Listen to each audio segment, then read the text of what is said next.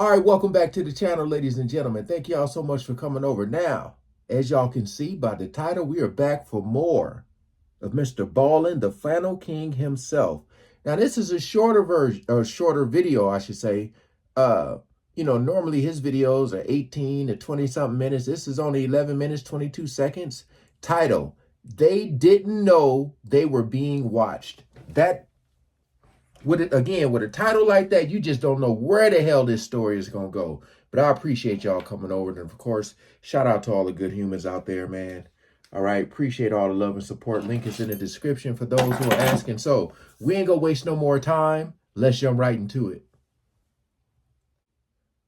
If you haven't heard about what happened at the Gay Pride Parade in the Netherlands, it's likely because you haven't seen the infamous security footage that's currently going viral on Reddit and other places on the internet. Today, I'm going to show you portions of that security footage and tell you the story about what's really happening so you have context and can really appreciate what you're seeing. But before we get into that story, if you're a fan of the strange, dark, and mysterious delivered in story format, then you've come to the right place because that's all we do, and we upload once a week. So if that's of interest to you, please swap out all of the Pop-Tarts in the like button's pantry for the unfrosted kind. Also, please subscribe to our channel and turn on all notifications so you don't miss any of our weekly uploads. Okay, let's get into today's story. Y'all comment below if y'all heard about this. I'm trying to see what year is this.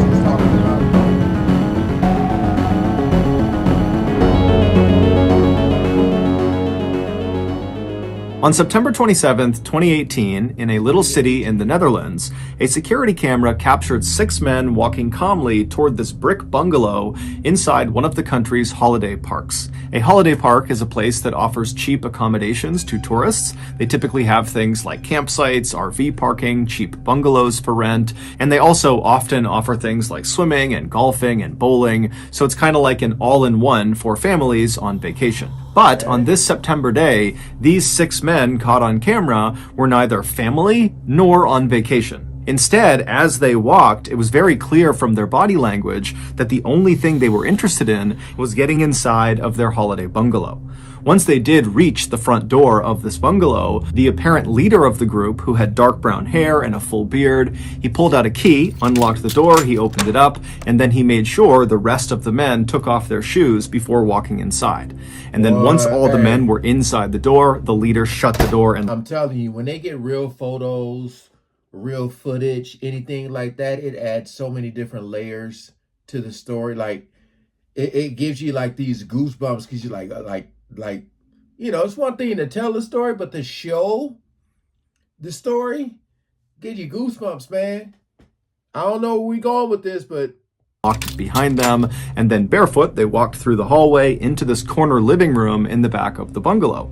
And in this room there was this L-shaped couch that was centered on a coffee table and a couple of chairs scattered throughout the rest of the room. And so the 6 men kind of took up seats in these different places, and then after they were all sitting down, 2 of the men who had been seen walking into the bungalow carrying backpacks and duffel bags, they pulled those bags out and set them on the coffee table. And as soon as these 2 men did that, the other 4 men who had been chatting amongst themselves went completely silent and turned and just faced the bags on the table. It was very clear that whatever was in the bags was very significant. So significant, in fact, that the group had pulled most of the curtains across all of the windows inside of this bungalow to make sure no one outside could look in and potentially see the contents of these bags. And once the 2 men unzipped the duffel bags and backpack and began putting the contents of the bags onto the table, it became incredibly clear why the men were so on edge.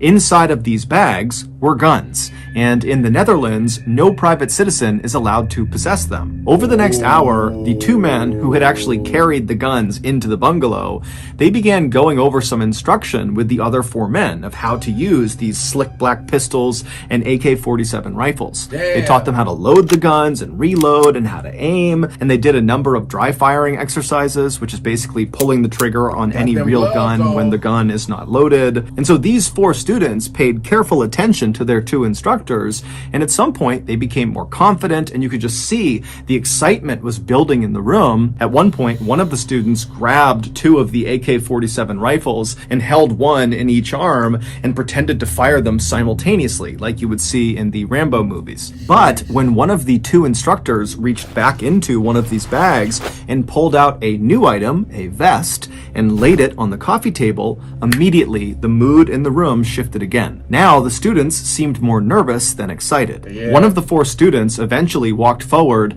and somewhat reluctantly extended his arm to allow the instructor to slip the vest onto him. And then once the vest was put on the student, you can see in the camera footage there are pockets all over this vest with little wires poking out of them. This vest was a suicide vest, and the pockets contained explosives. As one of the instructors showed the student in the vest which cord to pull in order to detonate himself, you can hear in the background someone saying, "When the police come, you can take them with you."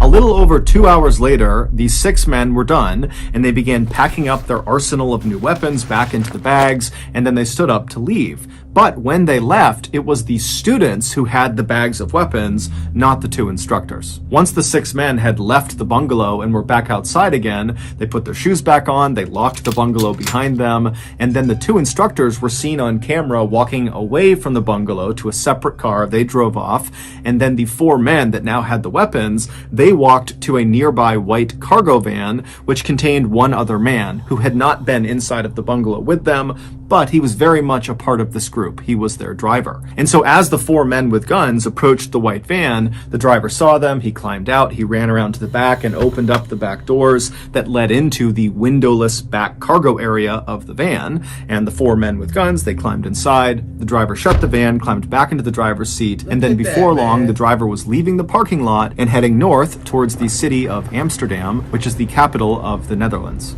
Every year, Amsterdam plays host to one of the largest gay pride parades and events in the world. The location is significant to the LGBTQ community because it was here in 2001 that the first gay marriage bill was signed into law, making the Netherlands the first country in the world to legalize gay marriage. So, for 1 week a year, hundreds of thousands of people pour out onto the streets and line the canals of Amsterdam, all drawn together to affirm gay rights and to celebrate their sexual expression, preference, and identity. And the men in the white windowless van intended to use their new weapons and training to kill or maim as many parade goers as possible. They were hopeful that their terrorist attack would rival or even eclipse the attack from 2015 in Paris in a nightclub that killed or injured more than 500 people and sent shockwaves through Europe.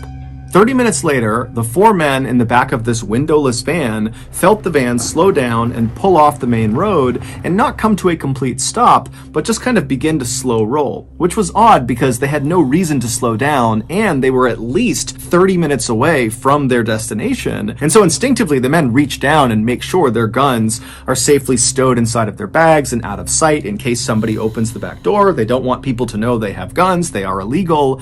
And so as the van continued to go painfully slowly for really no reason that was clear, the man in the back of like, it's so crazy to me. Like, it's always like an inside job when people get these guns. Like,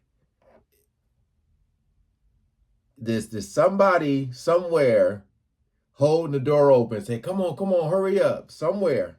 You already know it.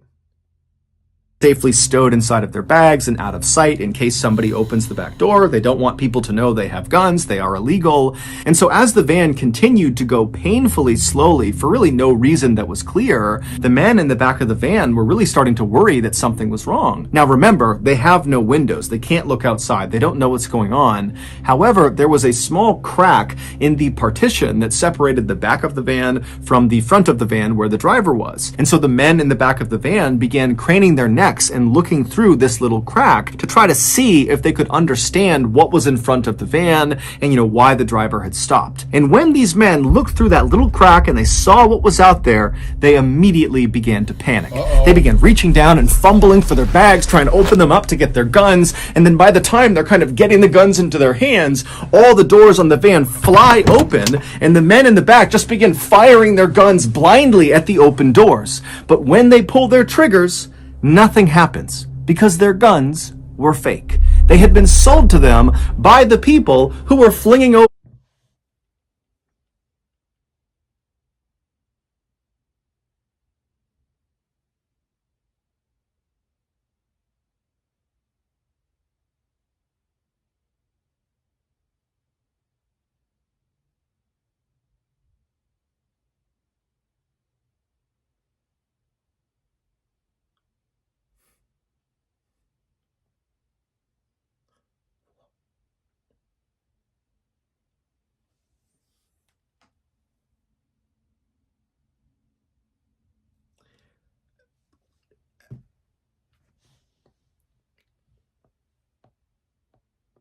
doors. But when they pull their triggers, nothing happens because their guns were fake. They had been sold to them by the people who were flinging open their doors, the police in tactical gear with their dogs, and they knew these guys had fake guns. They knew their suicide vests were fake. They were full of fake explosives. They have nothing lethal inside of this van. And so the police, they just fling the doors open and send in the dogs. And so the dogs, they jump into this van, and these wannabe terrorists are screaming, and they're firing their fake guns at the dogs as the dogs are shredding these terrorists to bits. And then whenever they tried to jump out, the police would just pistol whip the terrorists until finally all of these wannabe terrorists were in the fetal position crying, or they were crouched down with their hands over their head. It would turn out the two instructors who had brought the duffel bags of guns into the bungalow with the other men, they were not other fellow terrorists. They were undercover police officers who were a part of the special national anti-terrorism team who were able to infiltrate this terrorist cell. These undercover cops were the ones who sold the fake guns and fake explosives to the terrorists, and they were the ones who set up this meeting at the bungalow, which allowed them to place cameras and listening devices all over the place. Plus, they were also able to bug the white van because they knew they would be departing the bungalow inside of it. So all the wannabe terrorists that you saw on camera, plus two others that were not seen on camera but were totally involved, were all sentenced on October 8th, 2020 to anywhere from 10 to 17 years in prison. Meanwhile, the Amsterdam Pride Parade went off without a hitch. Well, good for them. So that's going to do it. If you got something out of this episode, A happy episode for Mrballen. That is hilarious. I thought they were going to say something like when they were shooting the guns that they shot people they weren't supposed to or something like that. But for them to have fake everything, for them to get set up and caught, I also feel like they should have got more time, way more time. Because they're going to get out and what's going to happen? You know what I mean? They're going to be probably back at it again. But people like that, you need to just throw under the jail. Just to get it on over with. But, hey, I'm just like, I had to stop the video because, like, I'm just picturing the sounds that's happening as they're firing. All you hear is the like click, click, click, click, click, click. They're probably thinking that they're in their mind. They're like, we gotta shoot, and nothing's.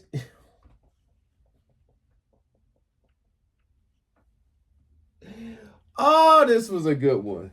This was a good one, man. Hey, appreciate y'all coming over and watching. Hope you guys enjoyed this, man. This was hilarious. Hilarious, man. Oh,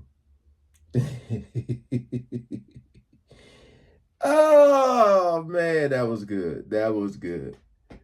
Mrballen bamboozled me. All right. Hey, peace out, y'all.